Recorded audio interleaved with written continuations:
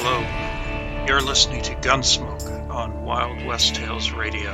Hope you enjoy the episode.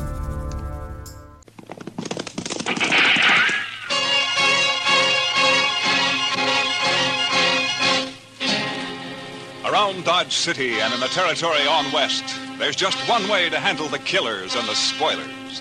And that's with a U.S. Marshal and the smell of Gunsmoke.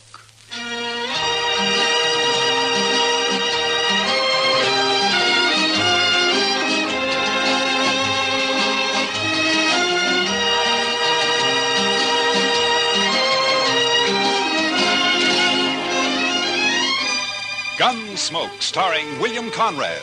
The story of the violence that moved west with young America. The story of a man who moved with it. Matt Dillon, United States Marshal.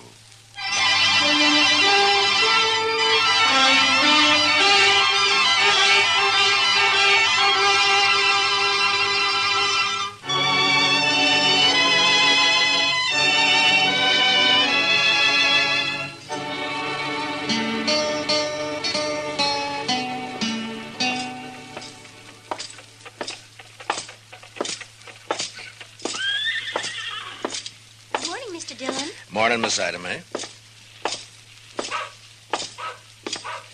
Hiya, Marshal. Good morning, John. Hey, Matt. Wait a second. What? Oh, hiya, Doc. Oh, on my way over to jail. After you. Oh? You heard about the Longhorn? No, what about it? You haven't heard, or you wouldn't ask. Well, heard what, Doc? Well, I'll walk along with you if you're heading that way. Well, as a matter of fact, I was heading that way. Hey, what's all that crowd out in front there for? In due time, Matt. In due time. You know, Doc, there's only one thing that makes you happier than having a secret, and that's to collect your coroner's fee. Yeah, might get a fee out of this, too, for it's over. No wonder you're all worked up. Hey, have you heard about the Longhorn? It's the doggone thing. Your Longhorn, doggone thing I ever come across.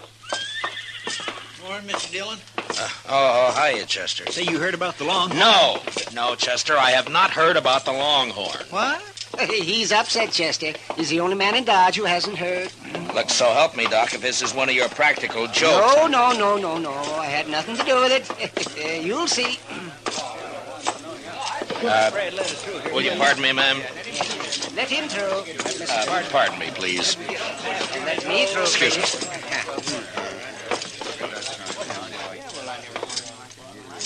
Well, Mr. Dillon? What do you think of it, Matt? Aside from the misspelled words. The Longhorn been closed all morning? Yep, locked tight. That sign was on the door daylight. The Longhorn Saloon will open at 8 o'clock tonight with new management and a new policy. Everybody welcome. Signed the new manager, Mamie. Mamie? That's a woman, Matt. Lately of Kansas City, St. Louis, and points east. Well, I don't know, Mr. Dillon. We never had a woman running a saloon in Dodge City before. And we won't now, Chester. You boys won't let her last an hour, I'm afraid. Be kind of fun for that hour, though. And another thing, if this Mamie is the new manager, what's happened to Herman Bleecker? Well, I don't know. He must have sold it to her. He didn't say anything about it yesterday morning. That's right. I saw him over at the livery stable in the afternoon showing off one of them fancy vests he's always ordering. And he never said one word about it. Well, you know that little Popinjay. He's flighty. Probably happened sudden. Too sudden, Doc. Even for Herman. Say, come think of it, I haven't seen him all morning. And he's usually strutting up and down Front Street, preening himself like a powder pigeon. Yeah, he's probably upstairs there, sleeping in, getting ready for the opening tonight.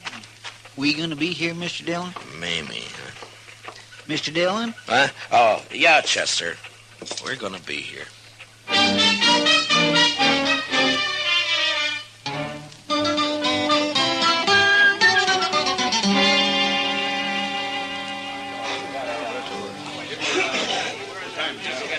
I'm sorry, boys, but she's upstairs. Said she'd be down about 8 o'clock, and that's all I know about it. Now, if you want to order anything, let's hear it. And if you don't, just shut up. Say, the boys are acting kind of rambunctious, Mr. Dillon. Yeah, she'll wish she stayed in St. Louis and points east. Say, Matt, I was talking to the bartender. I asked him what she looks like, and he said if he told me, I wouldn't believe it. The fella I'd like to talk to is Herman Bleecker. Yeah, well, nobody's seen hiding here him. You know, Matt, I'm beginning to wonder, too. Howdy, strangers. What? Welcome to the Longhorn. I'm Mamie, the new owner. Mamie? My gracious sakes alive. 190 pounds if she weighs an ounce. The bartender was right. I wouldn't have believed it. Boys, it looks like we're going to be doing business together, so let's get things straight right in the beginning. Now, in the first place, the minute you stick your foot inside that door, you're on my stomping ground. I'm the boss of this shebang, and don't you ever forget it. When I tell anybody to hop, he hops. Is that clear? Now, tell you what, I aim to give the squarest deal in town. All the liquor here is going to be aged over 30 days, and the dancing girls aged under 30 years. The liquor is straight, and the girls are graceful. There's only 4 aces in every deck, and the cards only read from the front side. You'll get a fair shake for your money, but there ain't going to be no fandangling. And another thing, mister!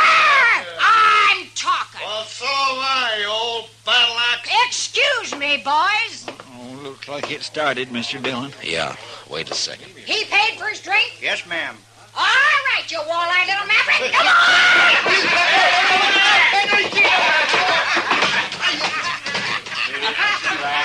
his head out after him.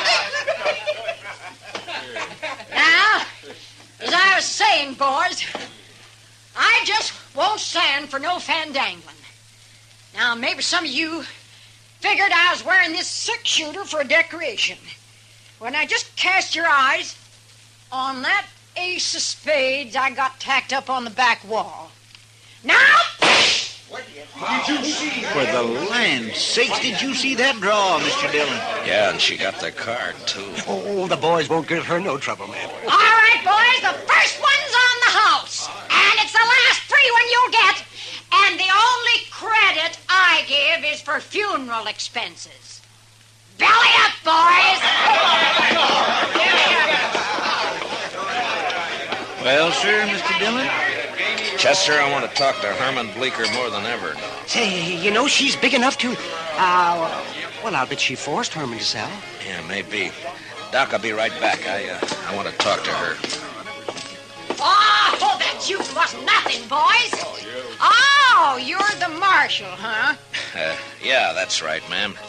My name's Dillon. Proud to shake your hand, Mr. Dillon. Well, thank you, Miss Mamie.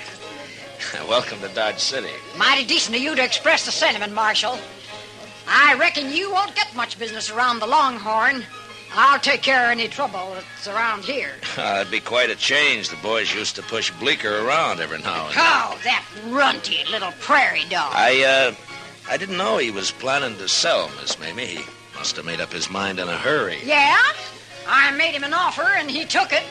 Just like that. He found himself some new living quarters, I suppose. Oh, yeah, he moved right out last night. Oh. I wonder where he's holed up. Huh? There are a couple of things I'd like to see him about. Well, now, I'll tell you, I'm afraid he left town, Mr. Dillon. I think he said something about taking the Santa Fe to St. Louis, now that I remember. Oh, I see. Well, that's too bad. I'd sure like to have seen him. Well, I'll probably drop in now and then, Miss Mamie. Sure. Anytime, Marshal. For you, it's on the house. Thank you.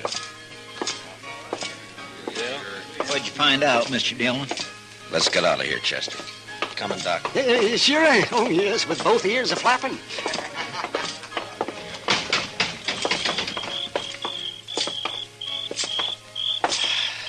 Well, boys, what do you think of her? Oh, my gracious, Mr. Dillon, I sure would hate to meet her in the dark. Oh, why, she's got a voice like a buffalo. Ain't it awful? It just itches your ears, don't it? Why, the woman's a human monstrosity. I still haven't seen Herman. What'd she say, man? She says she thinks he left town. Oh, Chester, I want you to check all the rooming houses and hotels along Front Street. I'm going to go to the railroad station and the stage lines. I'll meet you over at the jail. Huh? Yes, sir, Mr. Dillon. Say, Matt, I think Herman keeps a horse over at the livery stable. Yeah, I thought of that, Doc. I wonder, would you be good enough to look into that for Why, me? sure, be happy to. You know, Mr. Dillon, she is an awful straight shot. Yeah, Chester. I know.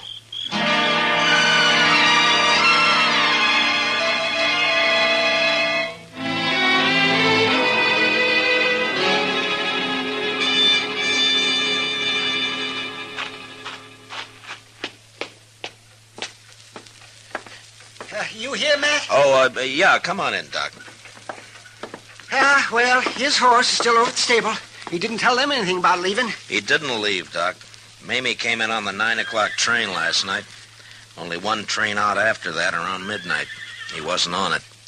And he didn't buy a ticket on the stage either. Yes, see, now what did I tell you? Matt, that settles it. Yeah, of course, he may have moved into one of the hotels. No, sir, Mr. Dillon, I'm afraid he didn't. Oh, well, what'd you find out, Chester? That nobody in this town has seen Herman Bleecker since around 9 o'clock last night. Matt, I knew I'd get me a fee out of this, one way or the other. Well, don't spend it yet, Doc. What? Buenos noches, señores. Oh, Manuel, come on in.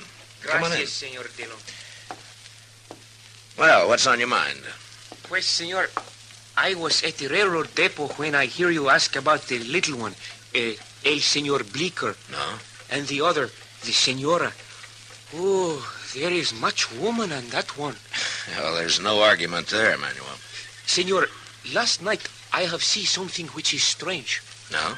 I am come home very late, 1 hour, 2 hours before dawn. I was visit a friend, you understand? Yeah, I understand. You see, I am walk home in much hurry, and it is very dark, senor, when at once I see this lantern in the arroyo behind the Longhorn Cantina. Oh, a lantern, you say? I am think, what is this? So I wait, and this lantern is come toward me. And when it is close, oh, this woman who I have no see one like her. Oh, what a scare. Well, what was she doing in the arroyo? I do not know, but is one thing I forget. She has carried something in her hand. Well, what was it, Manuel? A shovel, senor.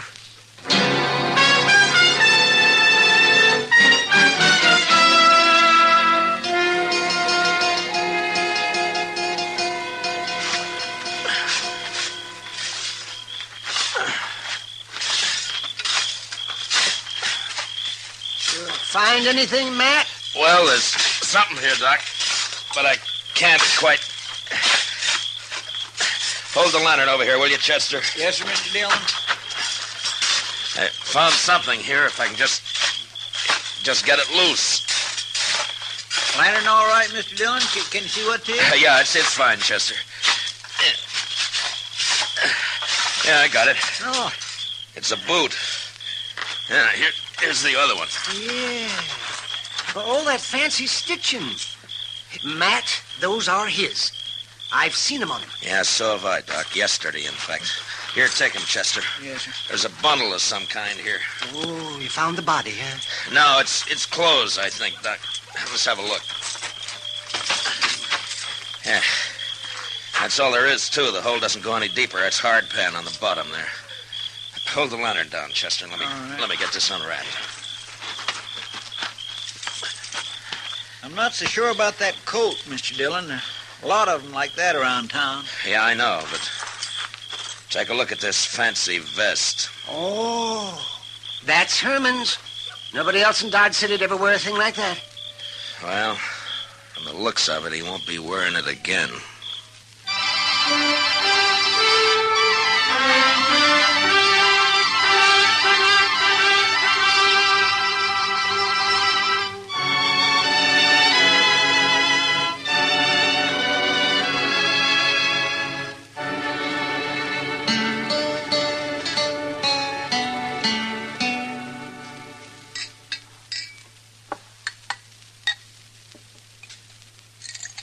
How you coming, Doc? Now, don't rush me, Matt. Don't rush me.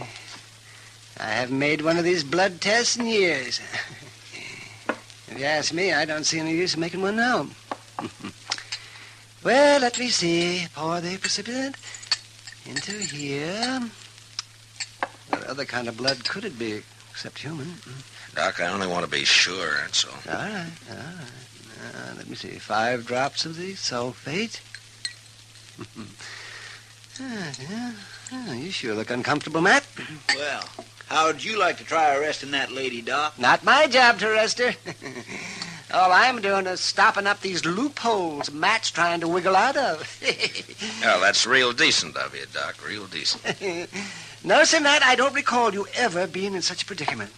Oh, of course, I remember the night you shot it out with the Barkley boys over in the Alafraganza. There were 3 of them, and you did not turn a hair.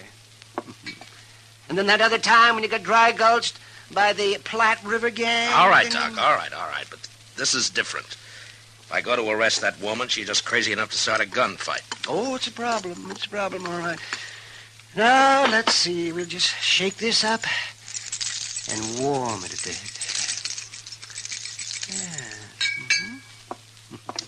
You know, there is one thing, though, Mr. Dillon. Shooting at a mark's not the same as a gunfight. Maybe she wouldn't even resist. You really believe that, Chester? No, sir.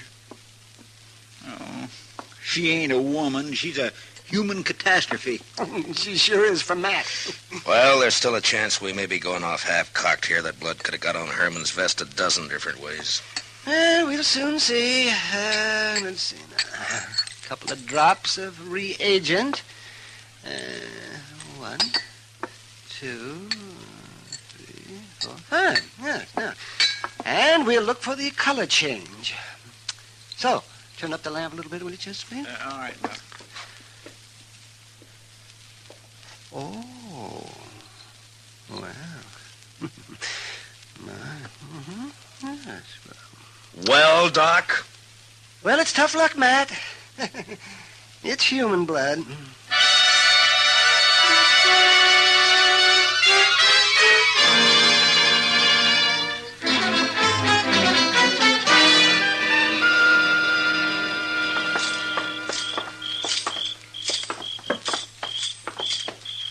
Hey, Matt, I thought we was going over to the Longhorn to talk to Mamie. How come the jail? She'll keep, Doc. She's not going anywhere. Looks cut and dried to me, Matt. It might not if you were in my shoes. Come on in, boys.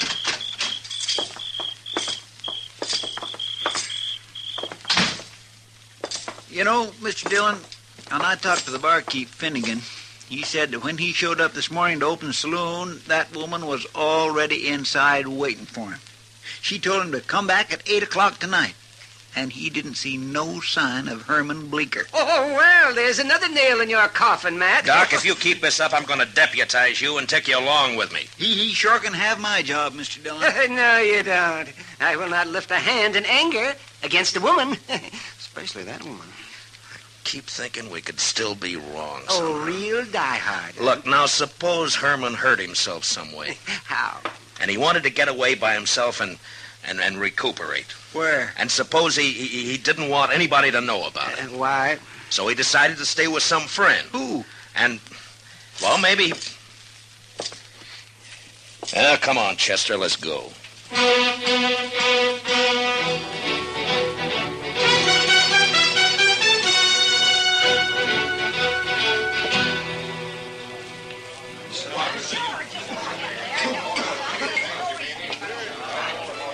There she is at the end of the bar. What are you going to do, Mr. Dillon? Take her in, Chester. Maybe she'll talk when she's arrested. I gotta get that gun away from her some way. It's not going to be easy. And it's gotta be done. I've never drawn a gun on a woman yet, and I'm not starting now. If I could just manage to... I don't know. There might be a chance. Stick close to me, Chester. Yes, Mr. Dillon. Well, Marshal, mighty glad you dropped back in. I was just wondering how you were getting along, Miss Lee. Like a kid with 2 tongues and an all-day sucker. Say, now tell me, did you find that little weasel Herman Bleecker? I thought you told me he'd left town. Oh, well, I was just guessing, Mr. Dillon. He said something about planning to. Here, step up and have a shot of poison. No, thank you. As a matter of fact, I came back here for a particular purpose. Chester and I have a little bet on. Mr. Dillon, What kind of a bet is it, Marshal? Well, it was about that shooting trick of yours, hitting the center of that playing card, you know. Chester figures that it was a fluke of luck. He's betting me that you can't do it 5 times in a row. Well, we'll soon settle that. The card's still up there. Stand aside, boys! Mamie's gonna limber up her shooting irons and get out of the way. Get down there, Curly. All right. There's one. Couple of them. You're doing fine so far. How you doing down there, boys? All dead center so far. Say, you there, whatever your name is, what do you think of your bet now? Well, I guess I just kind of lost my head, Miss Mamie. Well, 3 down, 2 to go. There's 4. And 1 more. Oh, yeah. Well, what are you stopping now for, Mamie? Well, I got some rules I go by, Marshal. One of them's never to fire my last shot and leave my gun empty. Yeah, I see. Well, that's a pretty good idea, I guess. Sorry to lose your bet for you, Marshal. I'm convinced. Well, I guess that didn't quite... Chester. Miss Mamie, I guess you're not a gambler yourself, huh? Who says so?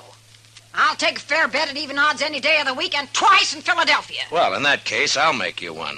I got a pretty fair gun here. Or at least I thought so till I saw yours in action. Well, I'd say yours every bit as good as mine. Well, then how about a bet? Your gun against mine on the 1-cut high card, huh?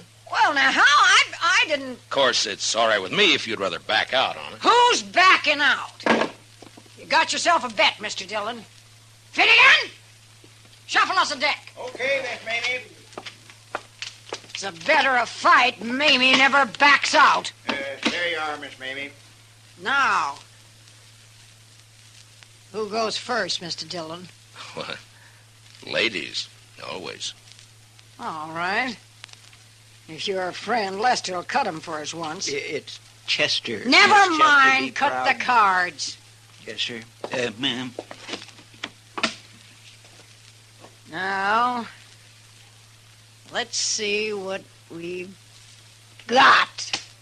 Jack of spades. That's not bad. Plenty good, Marshal. Plenty good enough to beat anything you can... King of diamonds. All right. I'm beat. Fair and square. You won yourself a gun. Thank you. Here, Chester, will you take it? Yes, sir. And now the handcuffs. Here, no! Maybe you're under arrest. Why, you, of all the sidelines, a double-crossing, backhanded... Mamie! Now, you're going to stay fastened to me until I get you in a cell, so you might as well make the best of it. Why, you... And as far as that's concerned, you'll be safer in jail than out of it once word gets around.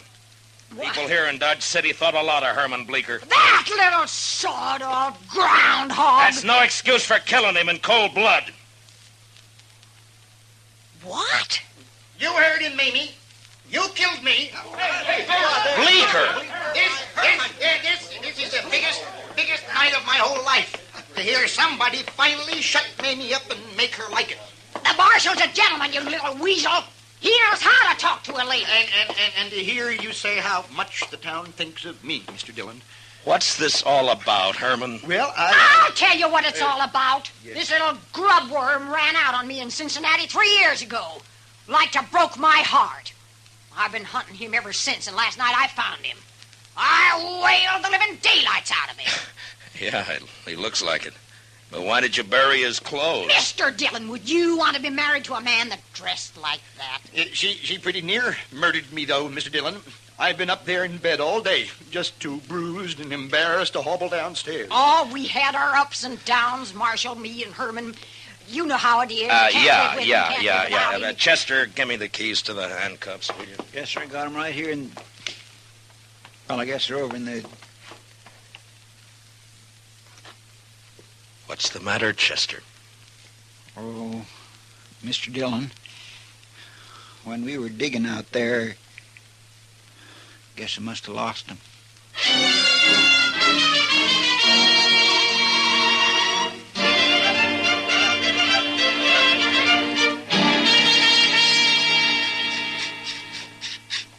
Chester, can't you file that thing any faster? You might just well relax, Mr. Dillon. Took a half hour to get that one off Miss Mamie's wrist. Oh, no. All right, but just hurry. I'm filing as fast as I can.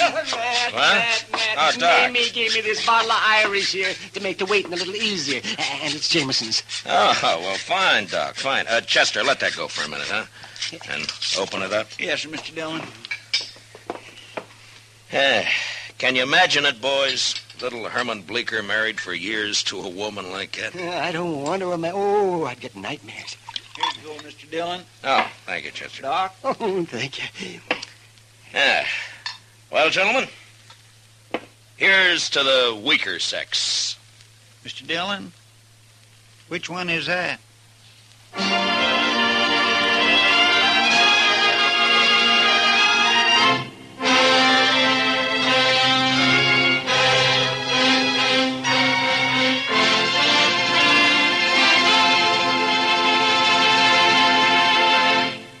Gunsmoke, under the direction of Norman Macdonald, stars William Conrad as Matt Dillon, U.S. Marshal.